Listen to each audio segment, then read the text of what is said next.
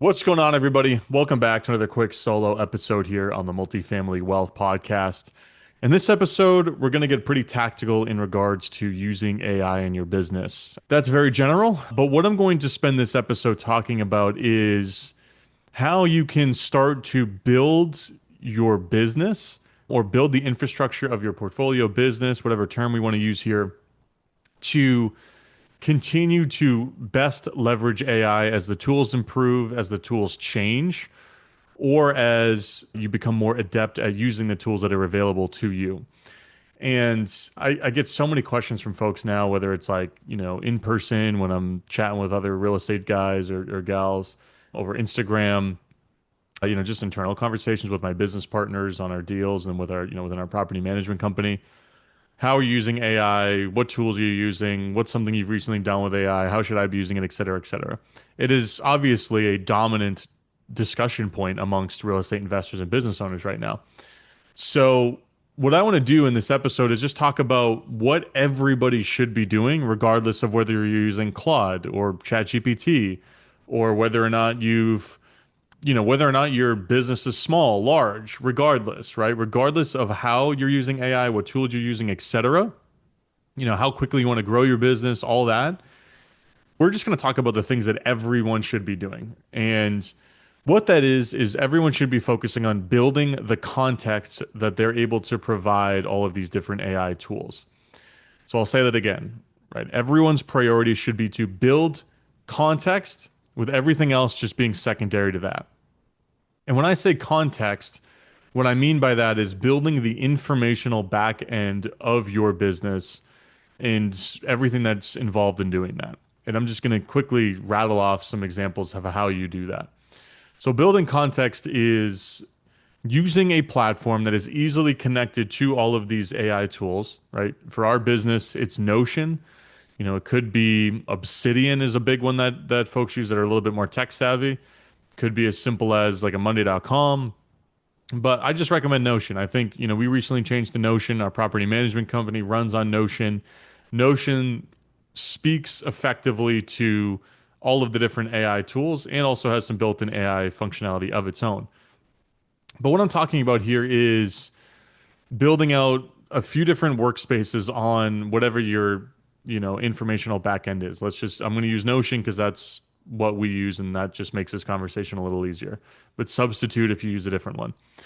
Building a company information workspace, a portfolio workspace, a transaction coordination workspace, a CRM workspace or contacts and vendors workspace, and funneling a ton of contextual information into each of those workspaces that allows AI to have all of the context that needs to actually really help you make decisions and to produce work for your business. So what I like to tell people is you should think about this as if you're hiring an employee, right? If you were to hire an assistant or an office manager or whatever, you would train them. You'd give them their context, right? You talk about the history of your company. You talk about all of the different systems and processes within your organization that they're going to plug into. You're going to talk about the goals of your company, right? You're going to talk about what you want to do in 3 years, 5 years. You're going to want to talk about your branding. They're probably going to be introduced to various different vendors and contexts that you regularly work with within your business, right? All of the different mortgage brokers or lenders you work with, the real estate brokers, your contractors, the property management team at the property management company that manages your buildings. You would give them everything they need to be successful in working for your company, right? At the end of the day, that's what we're talking about here. But people, for some reason, don't like realize this or think about this when they're beginning to adopt AI tools in their business.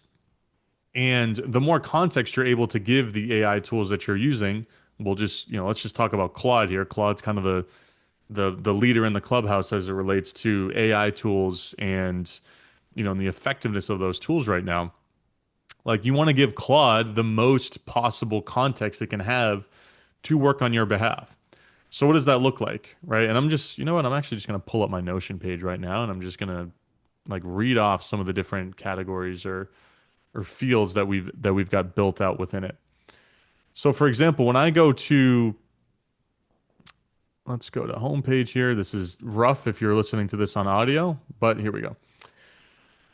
So under the company information workspace, I have the mailing address and physical address, logo and brand collateral with all of our color codes. I have the glossary, acronyms, and lingo that we use as a multifamily real estate business company.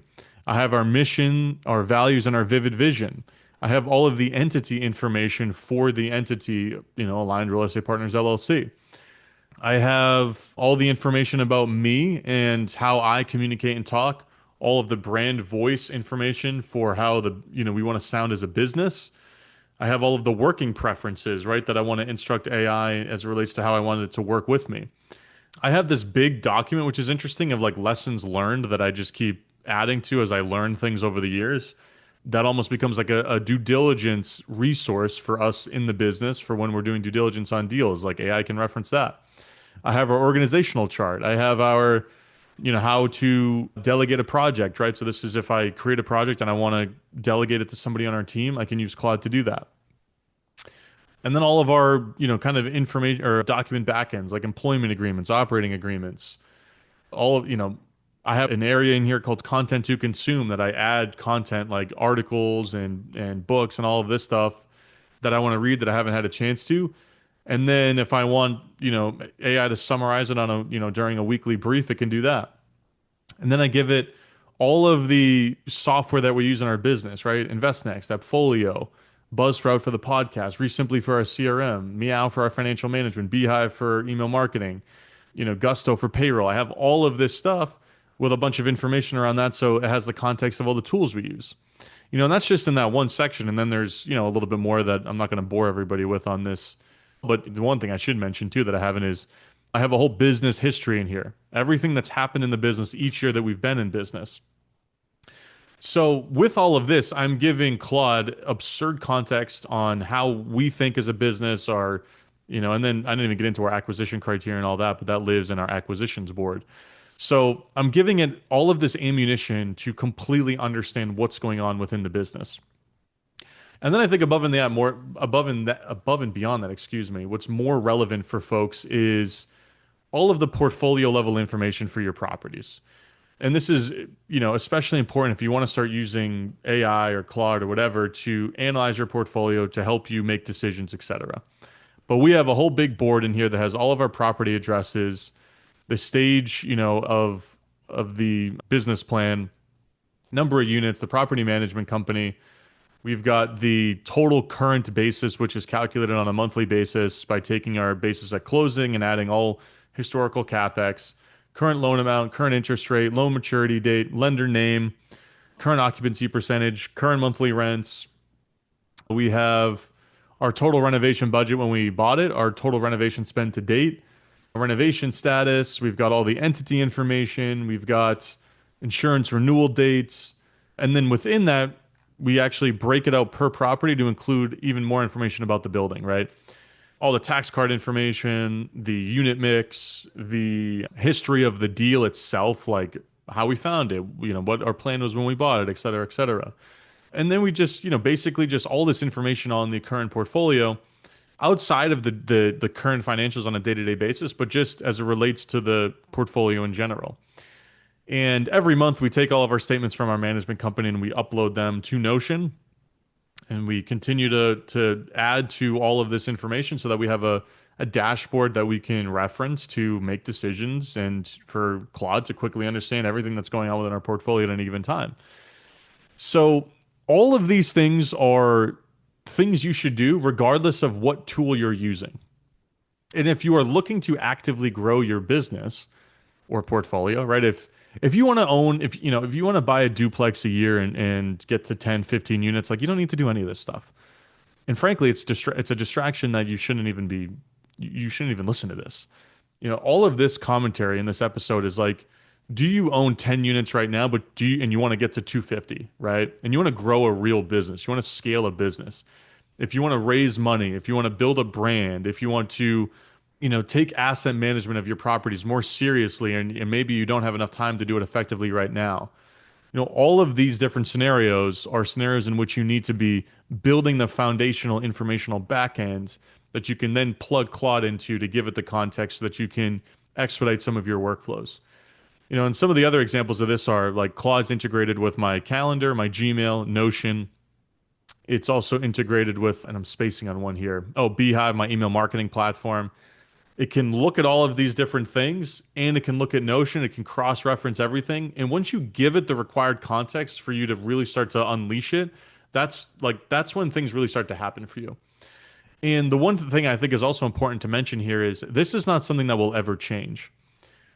Like the critical thinking capabilities, the work production capabilities of AI can continue to increase. The effectiveness of the models can continue to increase, but the constant forever will be you need to give it the context it requires in order to make educated decisions for you on your behalf to understand that your business at the level that you do.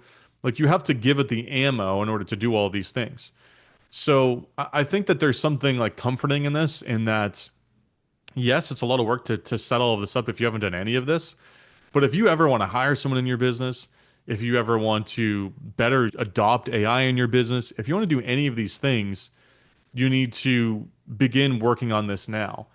And this is like how you get ahead right now, in my opinion. Like the bare bones use of AI right now is like you upload a lease to it and you ask, Claude to do a lease abstract and to pull out all the key information, a contract. You ask it to create a nice pitch deck for you. All the one-to-one interactions are like, a good use right now. But where you actually really start to unlock productivity gains is when you give it the insight into all of these different platforms. And the actual like use case of AI will continue to change, will continue to develop.